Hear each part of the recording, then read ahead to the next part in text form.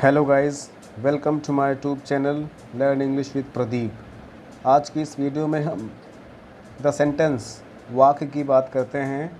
English में हम जानेंगे कि वाक्य को कितने भागों में बांटा गया है, वाक्य क्या है, वाक्य की डिफिनीशन क्या है।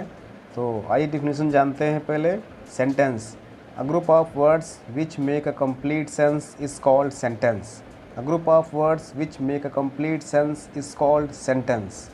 वाक्य, शब्दों का वह समूह जिसका सार्थक अर्थ निकलता हो वाक्य कहलाता है। सुनिए, शब्दों का वह समूह जिसका सार्थक अर्थ निकलता हो वाक्य कहलाता है। जैसे एग्जाम्पल ले लीजिए, राम गोज़ टू स्कूल। यहाँ पर देखिए भाव स्पष्ट हो रहा है, Ram goes to school, Ram school जाता है। उसी प्रकार शी राइट्स अ नोटबुक, वह एक पुस्तिका लिखती है। यहाँ पर भाव स्पष्ट हो रहा है, वह एक पुस्तिका लिखती है। तो राम स्कूल जाता है, वह पुस्तिका लिखती है। अगर हिंदी में वाक्य रचना की बात करें तो हिंदी में पहले सब्जेक्ट होता है, फिर ऑब्जेक्ट होता है, फिर वर्ब होता है। जैसे राम स्कूल जाता है, राम सब्जेक्ट हो गया, स्कूल ऑब्जेक्ट हो गया, जाता है वर्ब हो गया। उसी प्रकार वह पुस्तिका लिखती है, वह सब्जेक्ट हो गया, पुस्तिका ऑब्जेक्ट हो गया और लिखती है वर्ब हो गया। लेकिन हिंदी में ऐसा नहीं होता है। अगर हम लोग अंग्रेजी में ऐसा नहीं होता है। अंग्रेजी में वाक्य रचना की बात करें तो अंग्रेजी की वाक्य रचना में पहले सब्जेक्ट आएगा, फिर वर्ब आएगा और फिर लास्ट में ऑब्जेक्ट आता है। फिर कॉम्प्लीमेंट्स भी हो सकते हैं। तो सब्जेक्ट, वर्ब और ऑब्जेक्ट। जैसे Ram goes to school, Ram subject है, गोज़ वर्ब है, टू स्कूल ऑब्जेक्ट है। उसी प्रकार she writes a notebook, she subject है, राइट्स वर्ब है और नोटबुक ऑब्जेक्ट है। सब्जेक्ट, वर्ब और ऑब्जेक्ट का फॉर्म होता है अंग्रेजी की वाक्य रचना में। अब हम लोग बात करते हैं पार्ट्स ऑफ अ सेंटेंस, वाक्य के भाग। हम लोग यहाँ पर जानेंगे वाक्य के कितने भाग होते हैं, पार्ट्स ऑफ अ सेंटेंस। तो गाइज हम लोग जानते हैं वाक्य के दो भाग होते हैं। There are two parts of a sentence, subject and predicate. Subject को हिंदी में उद्देश्य बोलते हैं, सब्जेक्ट मीन्स उद्देश्य, और प्रेडिकेट, प्रेडिकेट को हिंदी में विधेय बोलते हैं। आइए सब्जेक्ट या कर्ता की डिफिनीशन जानते हैं। सब्जेक्ट क्या होता है? द पर्सन और things about which something is said is called a subject. The person और thing about which something is said is called a subject.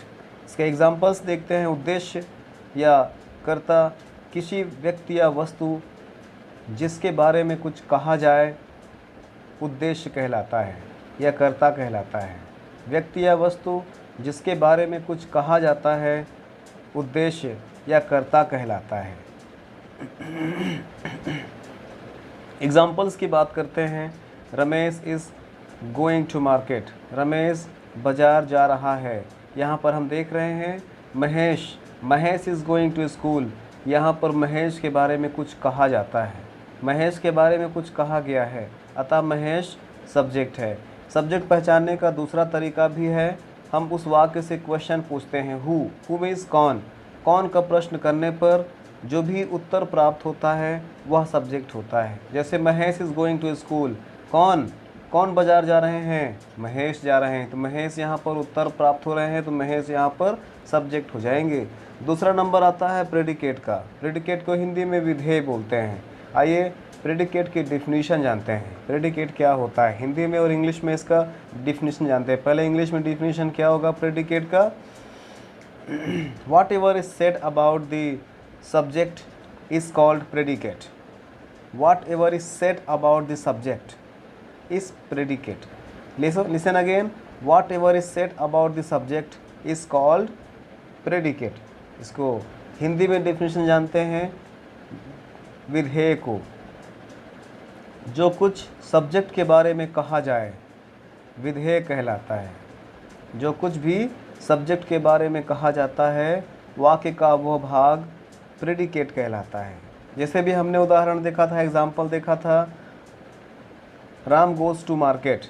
अभी हमने एग्जाम्पल लिया था, पिछला example, Mahesh is going to market, Mahesh is going to market. यहाँ पर हम देख पा रहे हैं Mahesh is going to market में यहाँ पर सब्जेक्ट महेश को छोड़कर वाक्य का अन्य भाग जो बच रहा है इज़ गोइंग टू मार्केट, वह प्रेडिकेट या विधेय कहलाएगा।